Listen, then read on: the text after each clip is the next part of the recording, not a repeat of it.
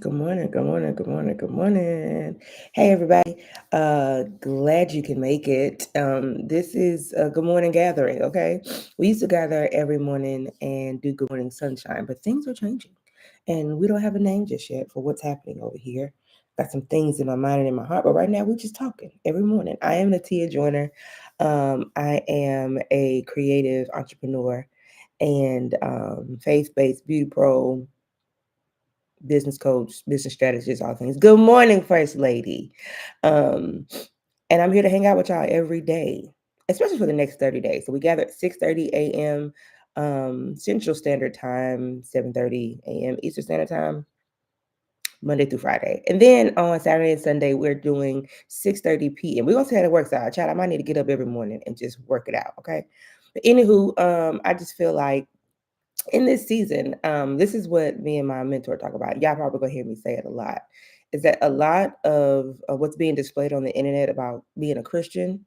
It's not okay. And my pastor even talked about it yesterday, where we're talking about false teachers and false prophets. But the scary part is the people who are receiving this information, especially the ones who think the information is correct, and that's sad.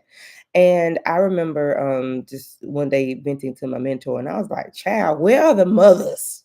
Okay, where are the mothers in the internet on the internet? Okay, where the internet mothers at?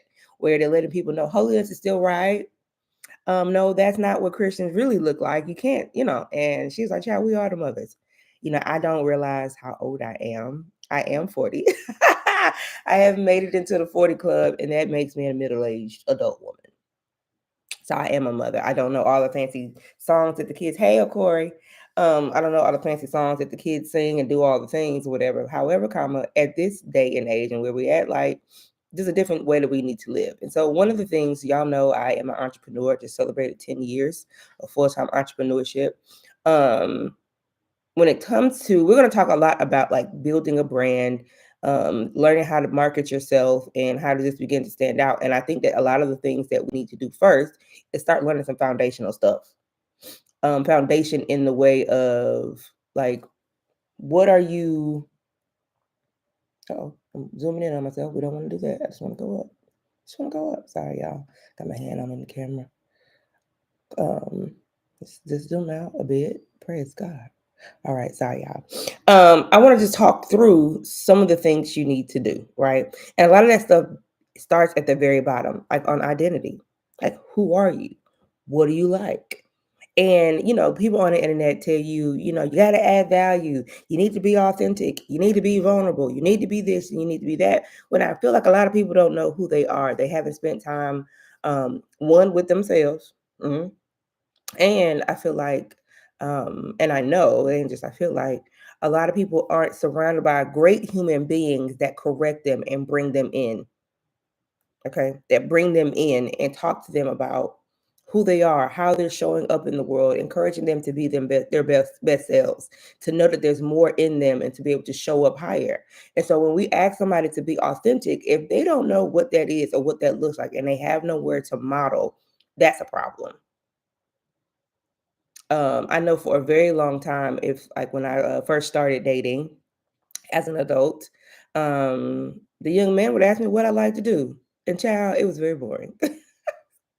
I was like, I like to work, I like to eat, and I like to go to church.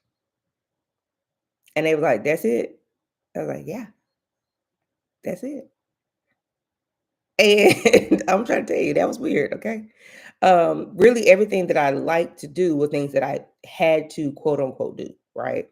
And I had to then begin to spend time exploring things I like.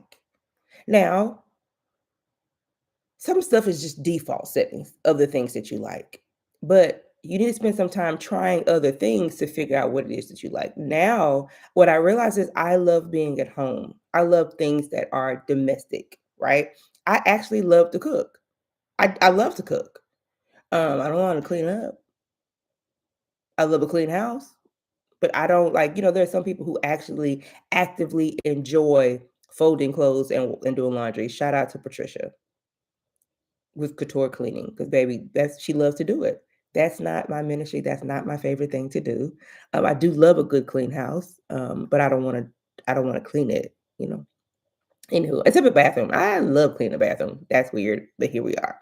But I love to cook, even so much that I would love to go to um, culinary arts and go to I wanted to go to culinary school, but I got pregnant and I decided not to go. Um, I actually love to color. Now, here's the thing. When it comes to being authentic and starting to step into stuff, it's okay. What you have to do is begin to accept and receive in yourself the things you love to do, regardless of what other people think about it. Because that's when you can begin to show up often, oh my God, authentically. I was about to make up a word, right? So I love to color. It is a favorite pastime of mine. It is super relaxing. And once I started coloring and putting my pictures on the internet, I found that there's a whole other world for people who do, right? Another big thing when it comes to being authentic, it has a lot to do with healing. And healing is a journey, so it's not one of those things, you know. Um, but healing brings you to another level of awareness because you're no longer operating and functioning out of pain and out of hurt. And I think Lisa Nichols says, like, if you don't have to defend, if you don't have to prove, you don't have to protect, and there's another one, it's four of them. If you don't have to do any of these things, if whatever you're operating in, whatever you're doing, if you don't have to try to protect it, if you don't have to try to hide it, if you don't have anything to prove, then you get to be in a space of creativity. You get to be in a space of flow.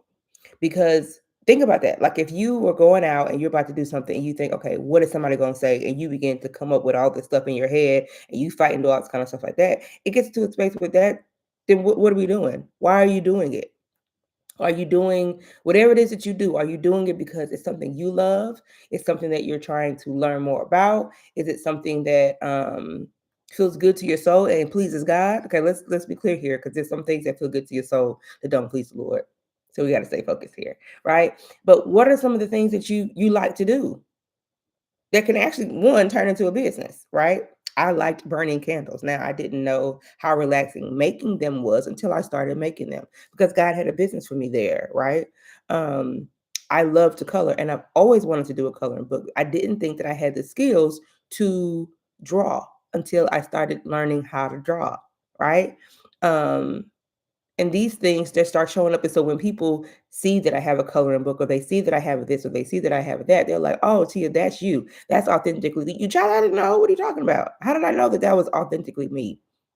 I didn't know. My hair is purple and blue. Some of you can't see it. Where is it? It's hiding under here.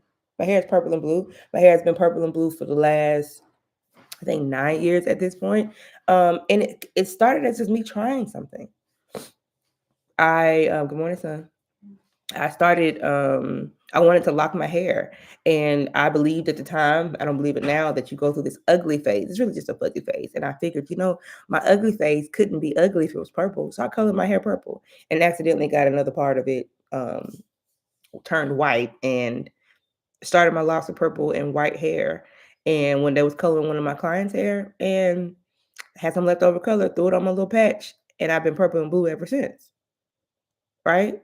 I didn't see somebody else doing purple and blue and thought, "Oh, purple and blue would be amazing. I wanna look just like that." That wasn't my thought. That wasn't my game plan. Now you can always go to get inspiration from places, but the key would be is for you to bring it in and bring it into you. All right, so let's look up a definition real quick. Let's look up the definition of authentic, because I want us to know what that means. Okay, so Oxford. Okay, Oxford says authentic is undisputed origin, of undisputed origin, genuine. Okay. Merriam-Webster is the dictionary that blesses me always. It says not false or imitation, real or actual, true to one's own personality, spirit, or character, worthy of acceptance or belief as conforming to or based on a fact.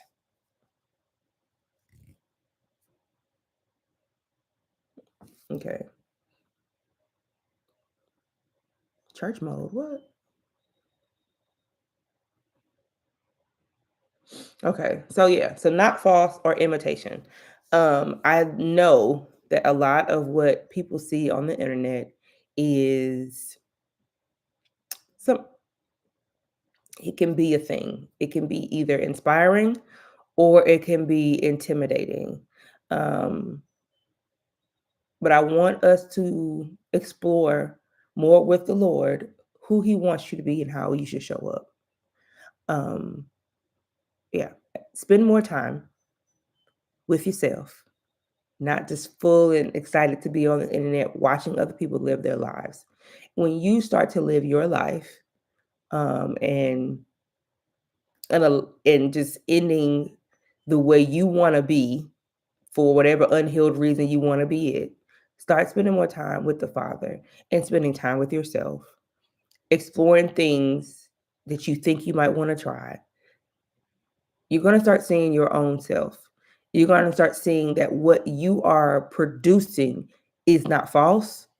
It's not an imitation. It's not a duplicate because it came from you. You know, you'll probably hear me talk a lot now about ChatGPT.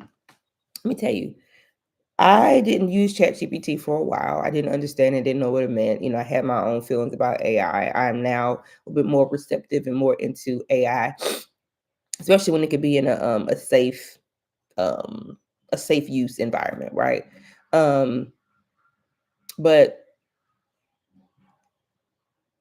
I want us to spend more time with the Holy Spirit before we run to ChatGPT. Um, because ChatGPT is pulling a bunch of people's information together and giving you information. It is better for you to use ChatGPT to spell check what you're saying, to spell check what you're doing, but go in, start to spend time learning something new. Spend time hanging out with yourself. Spend time finding out how God designed you. What is your original design? What is it that you're doing that somebody told you you're supposed to be doing that, and it wasn't the Lord that inspired that, but there's something on the inside of you that is nagging you to be a little different. I think that is the beginning of living authentically. It's the beginning of being who you are. Because here's the thing: if you can show up as you, it's a lot easier to just show up. It's just a lot easier to get up and be you than to have to get up and do all the things that people think are you, or to have to be away. And so you end up spending a whole lot of time trying to make sure that you are this thing versus just being the thing, or just doing what you do and operating in it and letting it flow from it. So that is all that I have for you today. Okay. Um, we're gonna get out of here and I'll see you tomorrow. Okay. Be sure to subscribe. You can go to YouTube/Natia. Go to youtube.com/Natia, Nateah. And subscribe because we're gonna spend a whole lot more time on YouTube and on Pinterest. That's where you'll see me the most. So until tomorrow, I want you to be well, be free, be calm. All right, be blessed.